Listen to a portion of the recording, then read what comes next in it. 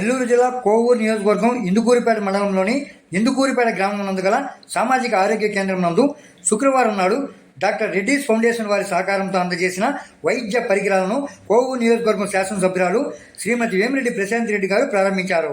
ఈ వైద్య పరికరాలతో మరిన్ని ఆరోగ్య సేవలు ప్రజలకు అందుబాటులోకి వచ్చాయని, రెడ్డిస్ ఫౌండేషన్ సహకారం మరువలేనిదని వారిని అభినందించారు. ఈ కార్యక్రమంలో సామాజిక ఆరోగ్య కేంద్రం medical officer R Sunil, TDP యువ నాయకులు దువ్వూరు కళ్యాణ్ రెడ్డి, కోడూరు కమలాకర్ రెడ్డి, ఇందుకూరిపేట మండల టీడీపీ అధ్యక్షుడు ఏకొల్లు పవన్ రెడ్డి, జనసేన బీజేపీ నాయకులు తదితరులు చెప్పండి